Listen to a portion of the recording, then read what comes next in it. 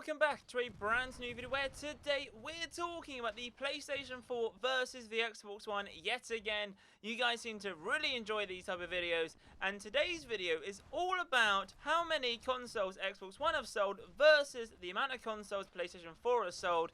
And the main question for today's video is Xbox in crisis? That is today's question. So if you do enjoy today's video, then be sure to give it a massive thumbs up, subscribe if you're new. Comment down below which console do you have. Do you have an Xbox One or a PlayStation 4, or don't you have any? Please let me know. Currently, I have the PS4 Pro and the Day 1 edition of the Xbox One. I love them both. I play them pretty much equally at the moment on the Xbox One. I only play really Forza and Battlefield on the PS4. I play Call of Duty, Need for Speed, and all those kind of jazz games. You know, I really sort of try and split them up, really. I try to buy games at each of the consoles. But let me know which console you have down below. But today, we are talking about how many units Xbox One have sold versus PlayStation 4. The numbers came out today. So, are you ready? Drum roll, please. That's the worst drum roll ever, Matt. But anyway, Xbox have sold 26 million units of their Xbox One in the span of 3 years. Not bad, 26 million units in 3 years, that's pretty good going.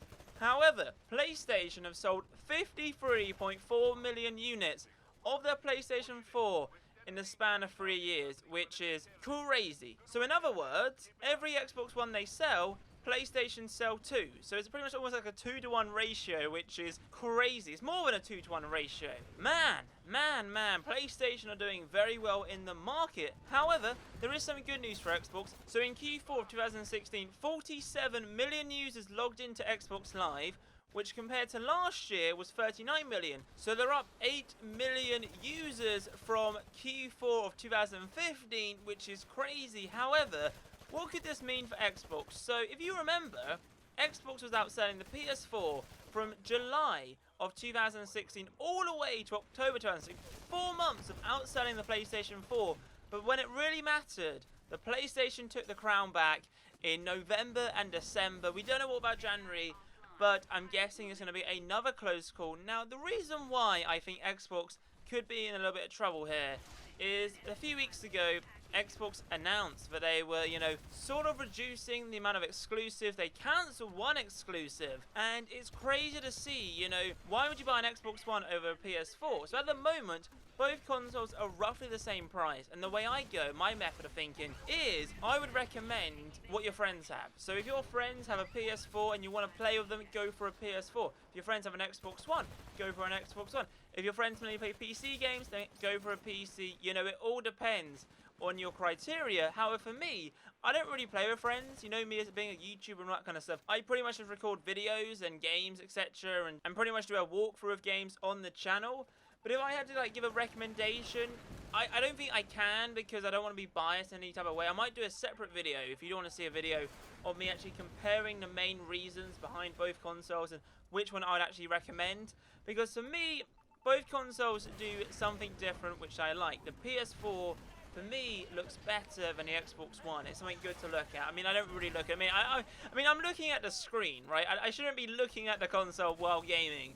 I do like the PS4 controller. I think it's a little bit more comfier than the Xbox One controller. But overall, the consoles do exactly the same thing, except a few minor differences, right? And for me, I love the Xbox for Forza. I love the PlayStation for Call of Duty, etc. And it's just, there's just so many differences. But it all depends on what your criteria is. And they are pretty much the same console, if you were to think about it, right? But let me know your thoughts, guys, down below. Is Xbox in a crisis? What could they do to bring the number up? I think they're a little bit too far behind. Yes, they were overcoming. I mean, the one good thing I like about Xbox is their Xbox Live feature in terms of their 4 free games. So Xbox provide 4 free games per month, and they're very good games. They normally give us around $100 worth of free games. PlayStation don't really do so well in that department, and I'm guessing that's a good thing for Xbox. However, for PlayStation, are probably thinking, right, we're not really fussed about that kind of special offer, because we've sold more than double of the consoles you have sold, and they're just probably sitting there. The CEOs were just chilling or whatever. But I think the only way Xbox will maybe come back at all is probably when the next generation consoles come out. We don't know when that is. Obviously, we know the Xbox Scorpio is coming out, but we don't know when the PS5's coming out, you know, that type of generation I'm talking about.